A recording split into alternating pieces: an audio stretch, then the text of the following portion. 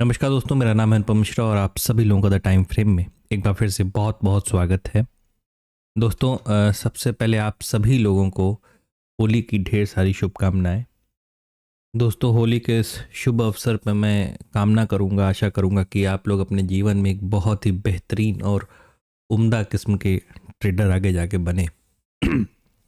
चलिए शुरुआत करते हैं प्री मार्केट एनालिसिस की और मेजर ग्लोबल इंडाइसेस की तरफ अगर एक नज़र डालें तो हमारा तो हाल जो है वो आपको पता ही है, बुरा हाल है। साथ ही साथ डाउ जोन्स कल की डेट में 400 पॉइंट, S&P 64-65 पॉइंट और नैस्डैक तकरीबन 250 पॉइंट दोबारा नीचे के, मतलब एक वक्त था जब ये डाउ जोन्स, जब मैंने देखा तो तकरीबन 1200 पॉइंट जहां मेरी नज़र पड़ी थी। हो सकता है इससे ज़्यादा ही रहा हो, लेकिन जहां तक मैं समझ पा रहा हूँ तकरीबन 1200 पॉइंट नेगेटिव था, जो कि क्लोज होते होते होते 400 पॉइंट के आसपास नेगेटिव क्लोजिंग हम लोगों को लाके दिया। और अगर इस वक्त की बात करें, बिल्कुल इस समय की बात करें, तो इस समय भी जो डाउ जोन्स का फ्यूचर्स है वो तकरीबन 152 पॉइंट माइनस में काम कर रहा है। इस वक्त भी वो तकरीबन 150 पॉइंट नेगेटिव है। और इस बीच में हम लोगों का जो एक और जो क्लू लेते हैं हम लोग, जो हमें मिलता है वो मिलता है गिफ्ट निफ्टी से। गिफ्ट निफ्टी भी इस समय तकरीबन 550 पॉइंट नेगेटिव ओपनिंग के आसार दिखा रहा है। मतलब ये क्लू मिल रहा है कि हम भी तकरीबन 550 पॉइंट के आसपास नेगेटिव ओपन हो सकते हैं। बाकी एशियन मार्केट की बात करेंगे तो निकेई आपको तकरीबन 2000 पॉइंट के आसपास, यानी तकरीबन 3.5% के आसपास नेगेटिव ओपन हो रहा है। और ये सारी चीज़ें जो खेल बिगाड़ रही हैं, उसके पीछे सबसे बड़ा हाथ है ये जो लड़ाई चल रही है वो तो है ही, और उस लड़ाई की वजह से जो क्रूड में आग लगी हुई है वो इस समय तकरीबन 82.5 रुपये यानी वो मान लीजिए 82 रुपये के आसपास कहीं ना कहीं कामकाज करता हुआ नज़र आ रहा है।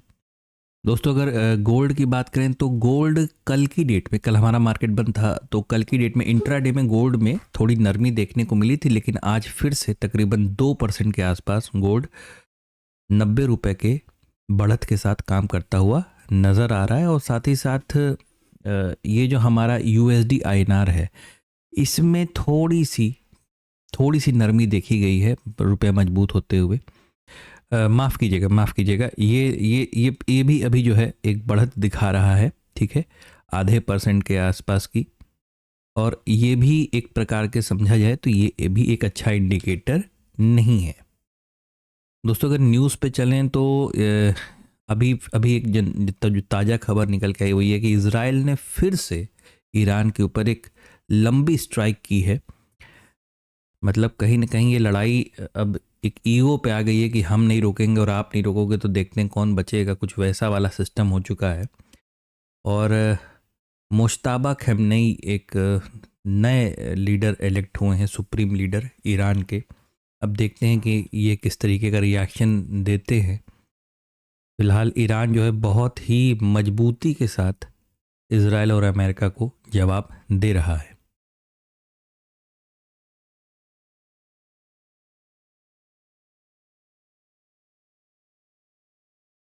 दोस्तों, इंडिया विक्स भी तकरीबन 25% बढ़ के 17 के आसपास काम कर रहा है। ये चीज़ हम लोगों ने कल वाले वीडियो में भी कवर किया था। यानी एक बेहतरीन वोलेटिलिटी मार्केट में देखने को मिलेगी, और वो चीज़ हमें इंडिकेशन गिफ्ट निफ्टी दे ही रहा है कि हम तकरीबन 500-550 पॉइंट नीचे की तरफ ओपन हो सकते हैं। दोस्तों, जो हम लोग का लास्ट सेशन था 2 मार्च का, क्योंकि 3 मार्च को तो हॉलीडे था, एफआईज ने फिर से तकरीबन 3200-3300 करोड़ की बिकवाली की और डीआईज ने 8500 करोड़ की यहाँ पे खरीदारी की। सबसे ज़्यादा जो नेगेटिव इफेक्ट देखने को मिला डेरिवेटिव सेगमेंट पे वो मिला है 23,500 करोड़ इंडेक्स ऑप्शन में बिकवाली।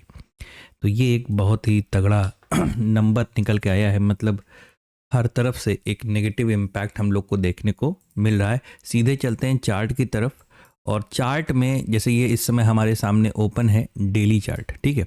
अब इस डेली चार्ट को दोस्तों अगर रीड करें और देखें, मतलब आज की डेट के लिए, तो यूँ समझ लीजिए कि अगर मैं कल की क्लोजिंग से एक 500 पॉइंट का मान लीजिए मोटा मोटी एक लेवल ड्रॉ करता हूँ नीचे की तरफ, तो वो 500 पॉइंट का नंबर भी तकरीबन जैसे 520 है, 500 मतलब एक इसी के आसपास अगर ऐसा ही हो जाता जैसा कि गिफ्ट निफ्टी हमें बता रहा है, बहुत ज़्यादा मैं गिफ्ट निफ्टी पे ट्रस्ट नहीं करता, लेकिन जैसा गिफ्ट निफ्टी हमें बता रहा है अगर वैसा ही बिल्कुल हो जाता है तो कहीं न कहीं फिर से जो हम लोगों ने कल के वीडियो में सपोर्ट लेवल अपने मार्क करके रखे थे, जो कि कहाँ पे थे, आप भी इस नंबर को नोट कर लीजिए, राइट हैंड साइड में हाईलाइट हो जाएगा।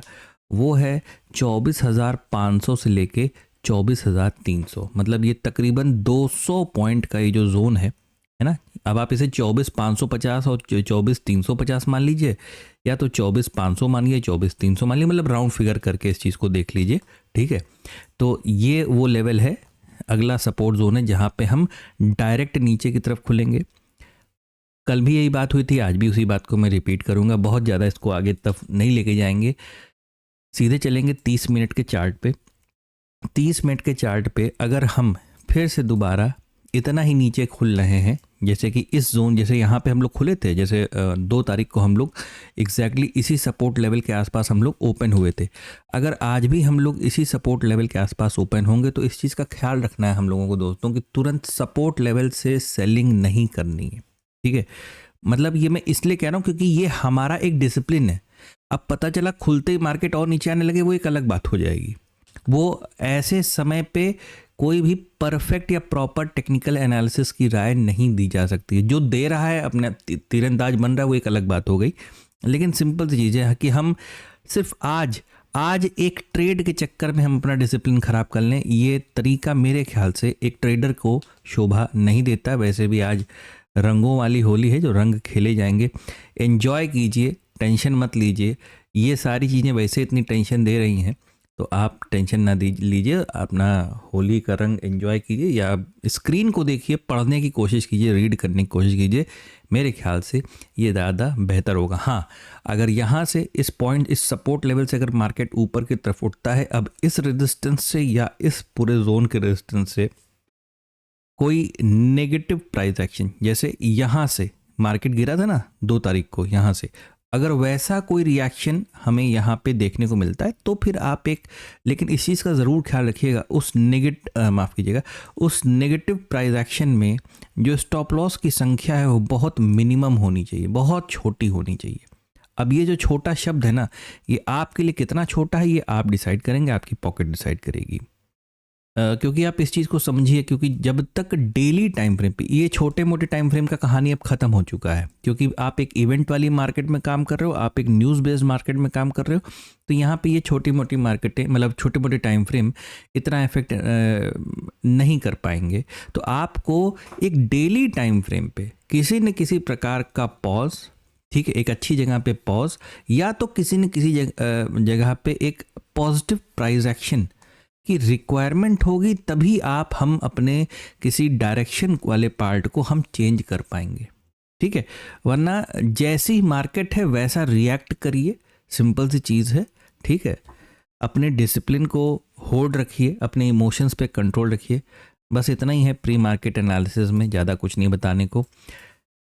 आशा करता हूँ आपको एनालिसिस समझ में आया होगा, अच्छा लगा होगा। अगर आपको एनालिसिस अच्छा लगे तो please like, subscribe and share my channel. धन्यवाद, नमस्कार।